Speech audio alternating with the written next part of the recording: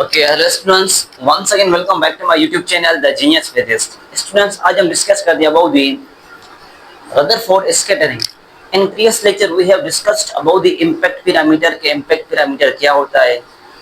अगर impact parameter का zero है, वैल्यू जीरो है, तो उस केस में कौन सी कोलिजन है। तो मैंने आपको बताया था जब इम्पैक्ट पिरामीटर का वैल्यू जीरो होगा तो उस केस में जो कोलिजन होगी वो होगी हेड ऑन कोलिजन। अगर इम्पैक्ट पिरामीटर का जो वैल्यू है not equal to zero, it means it exists some value, so there will be a glancing collision. If there was a zero of impact parameter, then there will be a reflection of alpha particle at 180 degree. If impact parameter is not equal to zero, it means there will be a glancing collision. It will deflect at different angles. Okay, तो ये चीजें हमने discuss कर ली है। आज हम discuss करते हैं कि रदरफोर्ड स्कैटरिंग क्या थी। वो जो पार्टिकल्स स्कैटर्ड हो रहे हैं उनका आप फ्रैक्शन मालूम करते हैं। जो इलेक्ट्रॉन्स स्कैटर्ड हो रहे हैं आफ्टर जब अल्फा पार्टिकल हिट करता है, तो ये चीज़ें हम आइडेंटिफाई करने की कोशिश करते हैं कि इसकी जो स्कैटरिंग रेट है वो किस चीज़ पर डिपेंड रहे, कि कब स्कैटरिंग ज़्यादा होगी या कब स्कैटरिंग लो होगी। ठीक है, तो ये डायग्राम आपके सामने गिवन है, आपके बुक का डायग्राम में पर्सपेक्टिव्स ऑफ मॉडर्न फिजिक्स। तो ये एक अल्फा पार्टिकल है जो हिट करता है इस लीड को। दिस इज अ लीड, इसको हम कहते हैं लीड, पीबी। और इस लीड की जो थिकनेस है, इसकी थिकनेस है near about 3 into 10⁻⁻⁷ metre. It's team it means thickness is actually 3 into 10⁻⁷ metre. इसकी ये थिकनेस है। याद रखें, ये जो लीड है हम वेरी थिन लेते हैं, इसकी जो थिकनेस होती है वेरी स्मॉल होती है। ये जो हमारे बाल हैं, इन बालों का जो डायामीटर होता है, इन बालों का जो डायामीटर होता है उसकी जो थिकनेस होती है वो होती है इंटू 10⁻⁴ मीटर, ये होती है। और हम इसकी जो थिकनेस है इस लीड की ये लेते हैं, वेरी थिन लेते हैं। वेरी थिन क्यों लेते हैं, स्मॉल क्यों लेते हैं इसकी थिकनेस?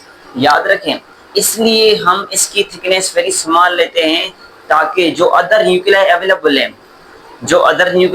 है उसको ओवरलैप न कर ले। उस ओवरलैप से बचने के लिए we are taking it's very small thickness. इसकी जो थिकनेस लेते हैं वो क्या लेते हैं, वेरी स्मॉल लेते हैं। ओके, और याद रखें यहाँ पर ये एक सर्किल है, यहाँ पर जो स्कैटरिंग हो रही है वो डिफरेंट एंगल्स पर हो रही है। एक्चुअली यहाँ पर दो आइडिया है, दो वे से स्कैटरिंग हो रही है। सपोज करें एक है वन डायमेंशनल, ये इलेक्ट्रॉन इधर अल्फा पार्टिकल अटैक किया तो ये हो गया स्कैटर्ड, ये हो गया यहाँ से स्कैटर हो गया। ये थीटा एंगल है, स्कैटरिंग एंगल, जिसको हम कहते हैं स्कैटरिंग एंगल। तो अब हमें इस एंगल के बेसिस पर इस फ्रैक्शन को मालूम करना है कि how many alpha particles can scatter electrons, कि वो जो स्कैटरिंग हो रही है वो किस पर डिपेंडेंट है। तो याद रखें ये केस तभी पॉसिबल है, एक केस ये है वन डायमेंशनल केस है, ठीक है, थीटा वाला। तो ये जो हमारे पास सर्किल है इसकी जो एरिया है, it's area is actually equal to pi B square, sigma is equal to pi B square. ये वो एरिया है पाई बी स्क्वायर जिस पर अल्फा पार्टिकल अटैक करते हैं। सपोज कर लें मैं आपको कहूँ इधर से आओ, जैसे मोबाइल से रेडिएशन आ रहे हैं, ऐसे आप 50-100 जो भी रेडिएशन आपको भेजना है भेजें, वो रेडिएशन आएंगे। जो भी इस पर हिट करेंगे उनकी जो एरिया है, उस स्फीयर की एरिया है जो इस टारगेट को हिट करेंगे रेडिएशन, इन स्फीयर की जो एरिया होगी उसको हम कहेंगे पाई बी स्क्वायर। क्या होगी? पाई बी स्क्वायर होगी। तो मतलब ये वो एरिया है जिस पर ये मतलब एक टारगेट किए जाए, this is area of target. ये एक टारगेट की एरिया जहाँ पर रेडिएशन हिट करते हैं, ये वो एरिया है। ठीक है, तो एक ये चीज मालूम करनी है। याद रखें इस केस में जो हमारे पास इम्पैक्ट पिरामीटर है वो क्या है, वो है जीरो। इम्पैक्ट पिरामीटर क्या है? वो ये बी है। यहाँ पर जो चेंज ऑफ इम्पैक्ट पिरामीटर है वो क्या है, वो जीरो है। एक पॉइंट ये होगी। दूसरी पॉइंट, जब एंगल थीटा हो it means there is no change of theta. Angle theta है, थीटा में चेंज नहीं आई है, change of theta is equal to 0। तो इस केस में जो फ्रैक्शन है इन पार्टिकल्स का, वो फ्रैक्शन हमें मालूम करना है। एक कंडीशन ये। दूसरी कंडीशन ये, अगर हम इसकी एंगल में चेंज लेकर आते हैं, अगर हम इसकी एंगल में चेंज लेकर आते हैं, किस तरह, ये देखें भाई, ये अल्फा पार्टिकल्स आ रहे हैं, उन्होंने हिट किया इधर, वो एंगल थीटा पर स्कैटर्ड हुए, एंगल थीटा पर वो स्कैटर्ड हो चुके हैं। फिर रेडिएशंस आते हैं, उनकी एंगल में चेंज आती है, उनकी एंगल में चेंज आती है। सपोज कर लेते हैं वो डेल थीटा है, डेल थीटा है, it means change in angle है। तो इस एंगल के चेंज होने से जो इसके फ्रैक्शन में चेंज आएगी वो मालूम करनी है। एक डीएफ मालूम करनी है, चेंज इन फ्रैक्शन मालूम करनी है, और एट वन डायमेंशनल केस उसका फ्रैक्शन हमें मालूम करना है। तो आज के इस वीडियो लेक्चर में हमें ये दो चीजें मालूम करनी है। तो सेम वे से ही आपका बुक का डायग्राम गिवन है, उसमें कहा गया है कि आप एक नीडल और अल्फा पार्टिकल को बम्बार्ड कराएं। आपने अल्फा पार्टिकल को बम्बार्ड करवाया, एक एंगल थीटा है, ये आपने रेडिएशन भेजे, वो एंगल थीटा पर आए, they are hitting at angle of theta. Okay, जब ये थीटा एंगल पर हिट करते हैं तो उस केस में हमें इसका फ्रैक्शन चाहिए, what will be it's fraction. और दूसरी पॉइंट, जब इसके एंगल में चेंज आती है, डेल थीटा आती है, चेंज आती है, तो उसके एंगल के चेंज होने से वजह से इसके जो फ्रैक्शन में चेंज आएगी वो चेंज मालूम करनी है हमें। It means we have to calculate DF, change of fraction, हमें यहाँ पर ये कैलकुलेट करनी है। तो पहला वाला सीन ये है थीटा। दूसरा सीन क्या है उसको मैं समराइज कर लेता हूँ। पहले कहा गया है कि एंगल थीटा पर अल्फा पार्टिकल्स जा रहे हैं, फिर उनके स्कैटरिंग में चेंज आई है, उनकी जो एंगल है वो चेंज हुई है, स्कैटरिंग एंगल वो डेल थीटा हुई है। सेम में से जो इनके पहले इम्पैक्ट पैरामीटर था वो क्या था, बी था। जाहिर सी बात है उनके इम्पैक्ट पैरामीटर में भी चेंज आएगी। ओके, उनके इम्पैक्ट पैरामीटर में भी चेंज आएगी। जब इम्पैक्ट पैरामीटर में चेंज आती है, एंगल में चेंज आती है, so by change of this factors there will be also change its fraction. उसका जो फ्रैक्शनल वैल्यू है वो फ्रैक्शनल वैल्यू भी इसका चेंज होगा, वो होगा DF, change of fraction, delta F. ठीक है, तो हमें एक ये सिचुएशन वाला केस है जिसमें एंगल चेंज हुई है, थीटा प्लस में डेल थीटा है। इस केस में जो फ्रैक्शन में चेंज आती है वो चेंज कैलकुलेट करनी, और जब एंगल थीटा है हमारे पास, एंगल क्या है थीटा, उस केस में जो फ्रैक्शन की वैल्यू है वो कैलकुलेट करनी है। हमें ये चीजें गिवन है। अच्छा, ये याद रखें, यहाँ पर एक ये स्फीयर बना हुआ है, this is a sphere, this is just like a sphere, not a complete perfect sphere but just like a sphere. Okay, इस स्फीयर की जो एलिमेंटल एरिया है, एलिमेंटल एरिया, वो इसकी जो एलिमेंटल एरिया होती है बराबर होती है 2 pi r square sign theta into d theta. अच्छा, ये एरिया वो है जिस एरिया पर पार्टिकल्स टारगेट को हिट करते हैं, ये वो एरिया है पाई बी स्क्वायर जिस पर ये, ऐसा समझें कि एक टारगेट एरिया है, ये किसी टारगेट की एरिया है, और ये जो एरिया है this elemental area. Elemental area से क्या मुराद है, इसका मतलब ये हुआ कि जब हमने एंगल चेंज किए तो एंगल चेंज होने से जो रेडिएशन है वो डिफरेंट डिफरेंट एंगल्स पर हिट करेंगे। जब डिफरेंट एंगल्स पर हिट करेंगे तो ये इसकी जो एलिमेंटल एरिया है ये वो है, this is its elemental area. तो जो एलिमेंटल एरिया है वो ये 2 pi r square sign theta d theta. ठीक है, तो याद रखें यहां से लेकर और यहां तक जो डिस्टेंस है इसको हम कहते हैं आर साइन थीटा। क्या कहते हैं, आर साइन थीटा कहते हैं। और एंगल चेंज होने से यहाँ पर इसने थोड़ा सा एक्स्ट्रा डिस्टेंस कवर कर लिया है, आर कवर कर लिया, उसको लिखते हैं आर डी थीटा लिखते हैं।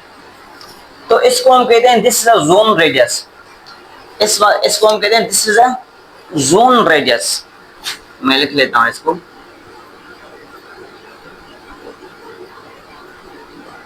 Zone radius. तो अब थोड़े से बेसिक टर्म्स हैं, मैं उन टर्म्स को एक्सप्लेन करता चलूं, then after will try to move towards derivation. Derivation की तरफ आते हैं। एक यहाँ पर टर्म मिलेगा आपको यूज करने में एन, ये है number of atomic nuclear per unit volume.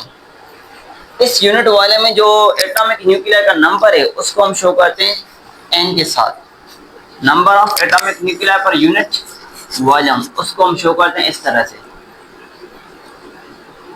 और दूसरी पॉइंट, इस वाले केस में कुछ ऐसे अल्फा पार्टिकल्स हैं जो 90 डिग्री पर भी डिफ्लेक्ट हुए, 90 डिग्री पर भी स्कैटर्ड हो चुके हैं। ऐसे भी पार्टिकल्स अवेलेबल है यहाँ पर जिनकी जो डिफ्लेक्शन हुई है, जिनकी जो स्कैटरिंग हुई है वो 90 डिग्री पर हुई है। और कुछ ऐसे भी पार्टिकल हैं जिनकी स्कैटरिंग हुई है ग्रेटर देन 90 डिग्री, 90 से ज्यादा हुई है। ऐसे पार्टिकल्स भी अवेलेबल है हमारे पास। तो हम उनके लिए लेते हैं NTA सिग्मा, NTA सिग्मा ये लेते हैं। अच्छा, ये जो number of atomic nuclear per unit volume होता है ये बराबर होता है n नॉट रो अपॉन में एटॉमिक वेट। ओके, ये चीज और याद रखें, जो सिग्मा है ये सिग्मा बराबर होता है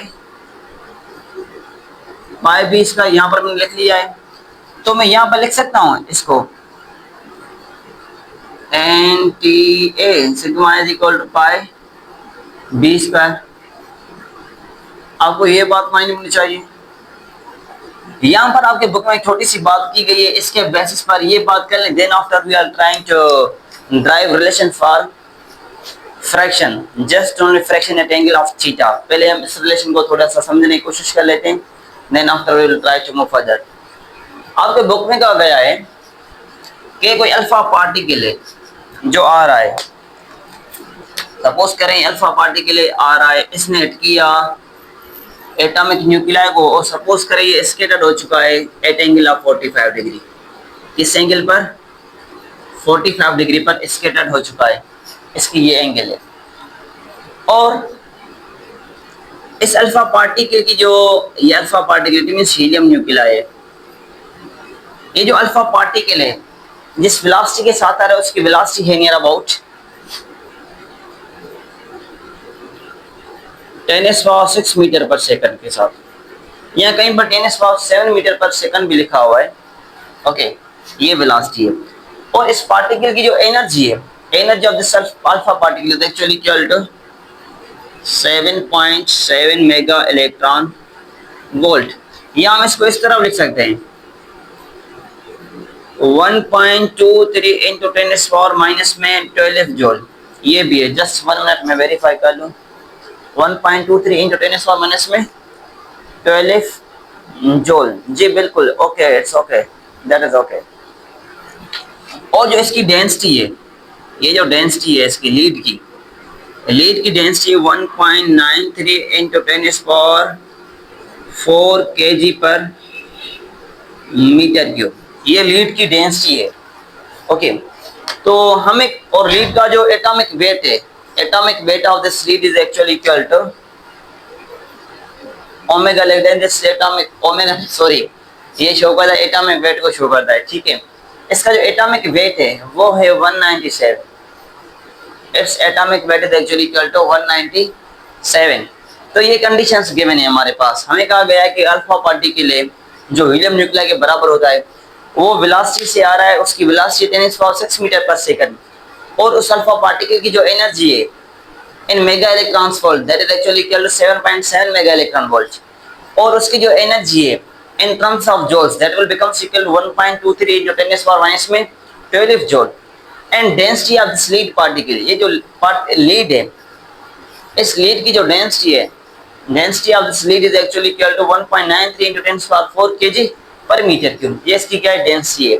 और इसका जो एटॉमिक वेट है वो 197 आपके पास गिवन है। आपसे पूछा गया है कि how many number of atoms can be scattered through this 1 metre cube. इस मीटर क्यूब से, इस मीटर एक मीटर क्यूब से कितने पार्टिकल्स स्कैटर्ड हो सकते हैं, that we have to find out value of this n। इस n का वैल्यू हमें चाहिए। तो सिंपल है, आप इधर से कर सकते हैं इसको। आपके पास n is equal to n naught rho upon में एटॉमिक वेट। ये जो है n naught, this actually Avogadro's number 6.02 into 10⁻26 atoms पर के इंटू मोल, ठीक है। यूनिट की कन्वर्जन आप कर सकते हैं। और जो डेंसिटी है, डेंसिटी का वैल्यू क्या है आपके पास, density is equal to 1.93 into 10⁻4 kg metre cube, 1.93 into 10⁻4 kg per metre cube. Divide में क्या है इसका एटॉमिक वेट, एटॉमिक वेट क्या है इसका 197। तो आप जब इसको सॉल्व करेंगे तो आप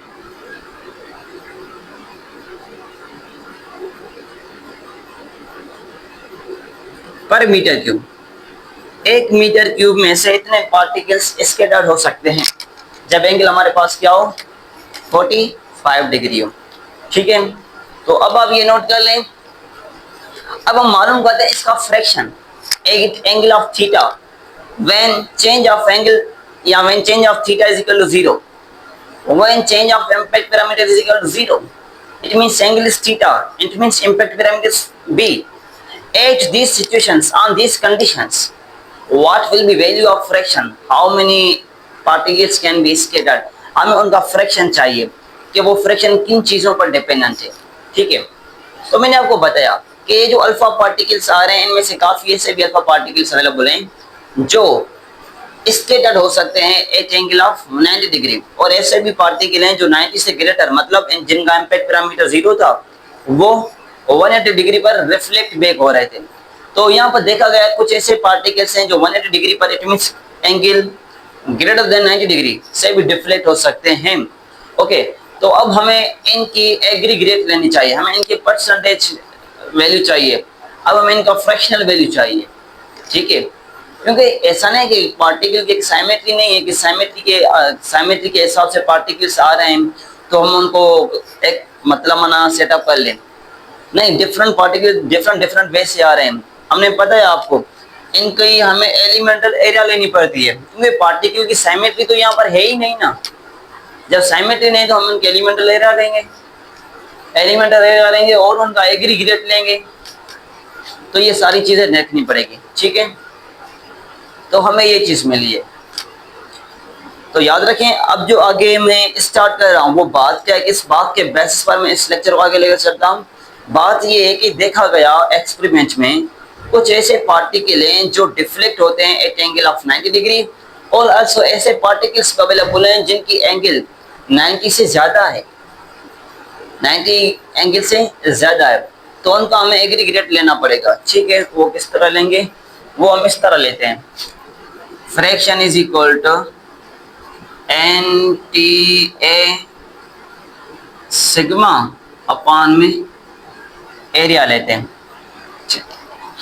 मतलब क्या हुआ, मतलब ये हुआ कि ये जो है एन टी ए सिग्मा, या ये लिख लें बात है कि सिग्मा बराबर है पाई बी स्क्वायर के, ये रख लिया मैंने, और डिवाइड में क्या कर लें आप, एरिया डिवाइड कर लें, एरिया से कैंसिल हो जाएगी, भाई क्या बचेगा, fraction will becomes equal to N T sigma, sigma किसके बराबर है, सिग्मा बराबर है पाई बी स्क्वायर के बराबर है। और याद रखें पाई तो आपको पता है, पाई एक्चुअली 3.14, थिकनेस आपको गिवन है वो कांस्टेंट है, थिकनेस ऑफ लीड वो 10⁻⁻7, ओके। और जो एन है वो डिपेंड कर रहा है नंबर पर, जो बी है इम्पैक्ट पैरामीटर, मैंने इम्पैक्ट पैरामीटर आपको पढ़ाया है कि इम्पैक्ट पैरामीटर बराबर होता है 1/4 pi epsilon naught Z e square upon में kinetic energy square cot theta by 2। ये हमने इम्पैक्ट पैरामीटर पढ़ा था। अब क्या करें, इस बी की जगह पर ये वैल्यू प्लेस करें इम्पैक्ट पैरामीटर का, then after you can find out its fraction, आप इसका फ्रैक्शन मालूम कर सकते हैं, ओके। तो आप ये चीजें नोट कर लें, डायग्राम ये वगैरह, तो मैं इसको रिमूव करके इधर इस डेरिवेशन को पूरा करने की कोशिश कर लेता हूँ, ठीक है। नोट कर लिया, okay, can I remove, okay I remove.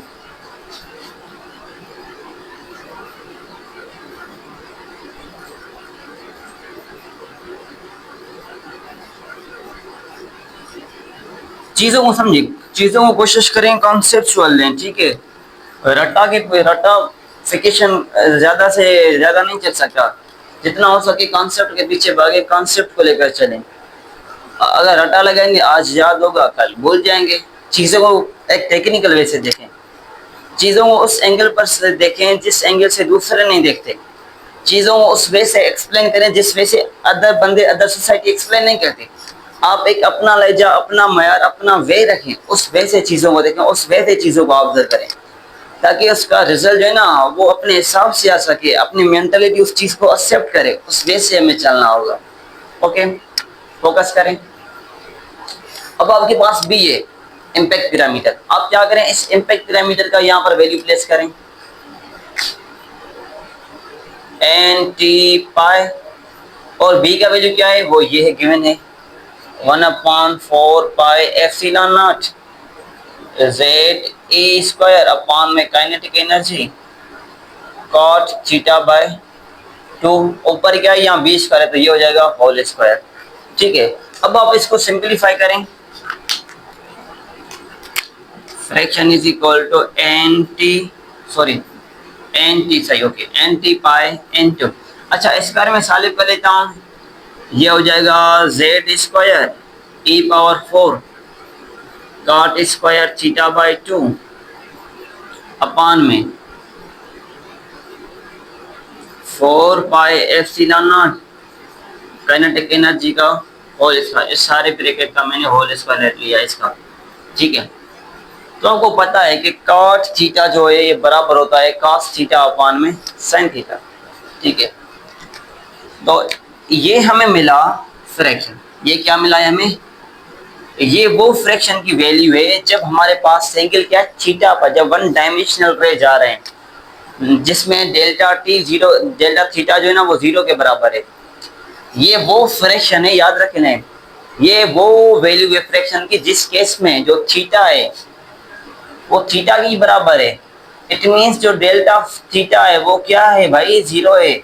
जिस केस में जो इम्पैक्ट पैरामीटर है वो बी के बराबर है, जो चेंज ऑफ इम्पैक्ट पैरामीटर है वो क्या है, वो 0 है। ये वो केस है, ये वो केस है जिसमें जो सिग्मा है वो बराबर है पाई बी स्क्वायर के बराबर है। बात समझ में आ रही है? ओके, अब हम आगे ड्राइव करते हैं जब रेडिएशंस थीटा से आगे जाकर डेल्टा थीटा पर जा रहे हैं। ये जो एंगल है ना डिफरेंट एंगल पर स्कैटर हो चुके हैं। तो अब केस क्या है, जब रेडिएशंस थीटा से जा रहे हैं थीटा प्लस में बी थीटा पर, तो मतलब ये हुआ कि इसकी स्कैटरिंग एंगल बढ़ी है। तो स्कैटरिंग एंगल बढ़ने से फ्रैक्शन की वैल्यू क्या होगी, बढ़ेगी या कम होगी? So keep in mind, by increasing scattering angle the value of theta will be decreased, sorry, the value of fraction will be decreased by increasing, just like मैं repeat कर लेता हूँ। क्वेश्चन इस तरह आएगा कि if we are going to increase the scattering angle, then what will be value of fraction? Option A, value of fraction will be increased, decreased. Option C, remain unchanged. Option D, it may become infinity. So keep in mind, when scattering angle is going to increase, in that case the value of fraction will be reduced, value of fraction will be reduced। अब देखें भाई, मैं इसको बढ़ाता चलूँ angle को, जब मैं बढ़ाता चलूंगा तो जाहिर सी बात है हम आउट ऑफ दिस स्पेस चले जाएंगे, स्पेस, इस स्पेस हम क्या चले जाएंगे, आउट चले जाएंगे, तो हमें प्रॉपर्ली डेटा नहीं मिल सकेगी। तो याद रखें, जितनी हम एंगल को बढ़ाएंगे उतनी जो स्कैटरिंग तो बढ़ती है, मगर जो फ्रैक्शन की वैल्यू है वो फ्रैक्शन की वैल्यू क्या हो जाएगी, वो वैल्यू कम हो जाएगी। So keep in mind, by increasing scattering angle, the value of fraction will be decreased. Okay. तो अब हमें ये सिचुएशन है, हमें ये चीजें इनके बेस्ट पर चीजों को ऑब्जर्व करना है। ओके, तो हम क्या करेंगे, इसको डिफरेंशिएट करेंगे, इसको हम डिफरेंशिएट करेंगे। ओके, तो मैं इसको डिफरेंशिएट कर लेता हूँ। ये देखें, D F N T pi ये सेम रखें, जेड स्क्वायर सेम होगा, ई पावर 4 सेम होगा, अपॉन में 4 pi epsilon naught kinetic energy का होल स्क्वायर, ये भी सेम होगा। इसका डिफरेंशिएट क्या होगा, पावर आडो, हिंदी में कहते हैं पावर आडो पावर में हेकुकटर, पावर आडो पावर में हेकुकटर होना चाहिए, डेरिवेशन होगी। तो पावर आगे लेकर आए और पावर से एक माइनस कर लें, you will gate it's derivative, जिसके ऊपर पावर है और फिर उसका आप डेरिवेटिव ले सकते हैं। पावर आगे लेकर आए, उस पावर का क्या करें, डेरिवेटिव ले, उस पावर से 1 माइनस करके उस वैल्यू की क्या ले, डेरिवेटिव ले ले। ओके, ये पावर 2 है, पावर को आगे लेकर आए और ये सेम रखें cos थीटा बाई 2, और जो वैल्यू है उसकी डेरिवेटिव ले, जो क्वांटिटी है उसकी डेरिवेशन ले, जो रेशो है आप उसकी डेरिवेटिव ले। तो इसकी डेरिवेटिव क्या होगी, इसकी डेरिवेटिव होगी माइनस में, अच्छा यहाँ पर cot स्क्वायर है तो ये हो जाएगा माइनस में cosec square theta by 2, that will becomes equal to minus में कोसेक स्क्वायर थीटा बाई 2 के बराबर हो जाएगा। ओके, फिर हम इसको फर्दर सिंप्लीफाई कर लेते हैं। देखें, वेरी इजी है, हम लिख सकते हैं कि D F is equal to N T pi Z square E power 4 2 cot theta by 2 into minus में 1 upon sine square theta by 2। आपको पता है कि जो साइन का इनवर्स होता है वो क्या होता है, वो होता है कोसेक, और कोसेक का क्या होगा, साइन होगा। अगर मैं लिखता हूँ कोसेक स्क्वायर थीटा तो ये होगा 1 अपॉन में साइन स्क्वायर थीटा। अगर कोसेक इसका थीटा बाई 2 तो ये हो जाएगा 1 upon sine square theta by 2 हो जाएगा। तो मैंने यहाँ पर क्या लिख लिया, minus 1 upon sine square theta by 2 लिख लिया है। अब हमें इसकी स्केटरिंग चाहिए, तो याद रखें यहाँ पर हम ये फार्मूला यूज करेंगे,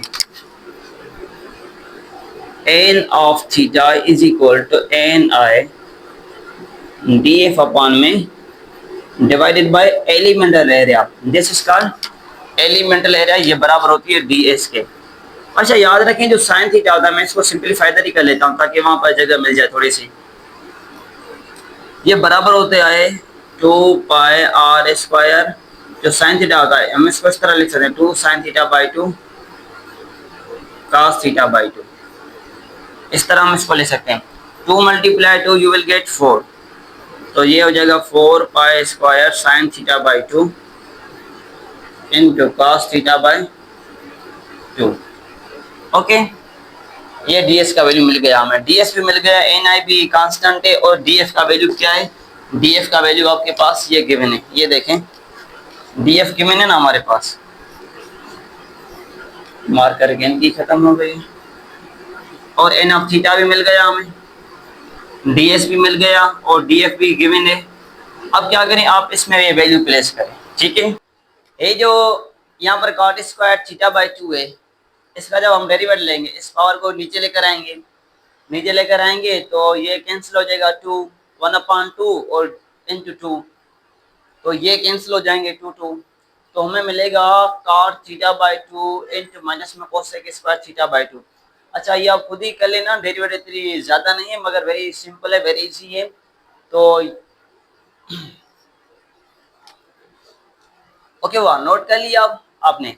अच्छा ये देखें भाई, हमने यहाँ पर 2 दिया था, आप जब इस cot स्क्वायर थीटा बाई 2 की डेरिवेटिव लेंगे तो आपको मिलेगा 2 cot theta by 2 into minus में cosec square theta by 2 into 1 by 2, तो 2 2 से कैंसिल हो जाएगा, ठीक है। ये हमने चीज़ थोड़ी सी मिस अप कर ली थी 1 बाई 2 वाली, तो 2 2 से कैंसिल हो जाएगा, तो यहाँ बचेगा cot theta by 2 into minus में 1 upon sine square theta by 2। Okay, तो ये बात नोट कर लेना, ये थोड़ी हमने मिस्टेक कर ली थी, 1 अपॉन 2 नहीं दिया था।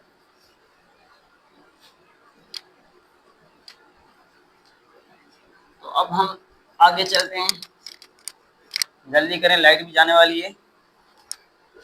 ओके, ये फॉर्मूला हमारे पास गिवन है, N of theta is equal to minus में n i d f upon में डी एस, माइनस सेम रखें, एन आई सेम रखें, ये तो प्लस का होता है इधर, आखिर में लास्ट में इसको माइनस कर लेंगे, हम देखते हैं कैसे होता है। ये सम रख लिया हमने, एन आई डी एफ की वैल्यू क्या है आपके पास, वो डी एफ गिवन है N T pi Z square E power 4 और क्या है, अच्छा cot किसके बराबर होता है, cot बराबर होता है cos upon sine, cos theta upon में साइन, cot थीटा बराबर होता है cos थीटा अपॉन में साइन थीटा। अगर 1 बाई 2 है तो ये हो जाएगा 1 बाई 2, तो मैं लिख लेता हूँ direct cos theta by 2 upon में sin theta by 2 into minus में 1 अपॉन में साइन स्क्वायर थीटा बाई 2। और डिवाइड में क्या है, ds है, ds। तो ds का वैल्यू क्या है, ds is actually equal to 4 pi r square sign theta by 2 into cos theta by 2। तो ये sine theta by 2 into sine square theta by 2, ये हो जाएगा साइन क्यूब थीटा बाई 2। तो N of theta is equal to N I N T pi Z, इसका ये sum रख लिया इधर से, e power 4 cos theta by 2 into minus में ये हो जाएगा साइन क्यूब थीटा बाई 2। ये हो जाएगा भाईजान क्या, साइन क्यूब थीटा बाई 2।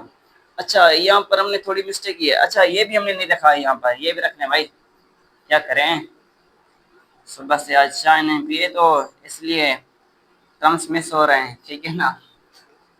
तो ये रख लें आप यहाँ पर 4 pi epsilon naught kinetic energy whole square, ठीक है भाई, cos थीटा बाई 2 और sine square theta by 2 into sine theta by 2, ये हो जाएगा साइन क्यूब थीटा बाई 2, और ये भी रखने आप अभी साइन क्यूब थीटा बाई 2।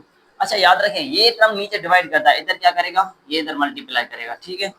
मैं इसको रिमूव कर लेता हूँ इधर से। ये जो टर्म है ये नीचे डिवाइड करता है, इसके साथ आकर क्या करेगा, मल्टीप्लाई, हो जाएगा 4 pi r square sign theta by 2 into cos theta by 2। तो ये देखें, यहाँ से पाई और ये पाई कैंसिल, और cos theta by 2 cos theta by 2 cancel, तो बचा क्या, अब देखिए sin theta by 2 multiply sin cube theta by 2, you will get n of theta is equal to n i n t z square e power 4 upon में 4 pi epsilon naught whole square into kinetic energy का square, मैं kinetic energy को अलग लिख लिया आप, और ये हो जाएगा साइन क्यूब, क्यूब ये और साइन ये, तो cube multiply sine, you will get sine power 4, sine power 4 theta by 2, और मैंने क्या बचा, 4 आर स्क्वायर, ये बचा 4 आर स्क्वायर। आप इसको सिंप्लीफाई करेंगे, यू विल गेट, नाउ आप इसको खुद सिंप्लीफाई कर सकते हैं, वेरी इजी है। अब लाइट भी जाने वाली है, टाइम कम है, तो ये लास्ट वाला स्टेप में डायरेक्टली लिख लेता हूँ, 8 by epsilon naught whole square, ये देखें,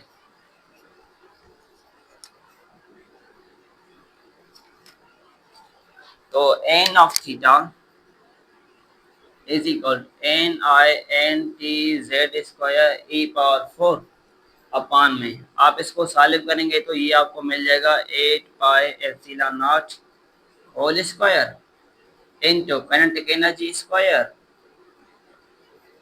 into R square into sine power 4 theta by 2। तो आप देख सकते हैं जो नंबर ऑफ स्केटर रहेंगे that is inversely proportional to the kinetic energy square of kinetic energy। अच्छा पहले रिलेशन डायरेक्ट देख लें, इसका z के साथ रिलेशन क्या है, ज्यादा है, जितनी z ज्यादा होगी उतनी उसमें स्केटरिंग ज्यादा होगी।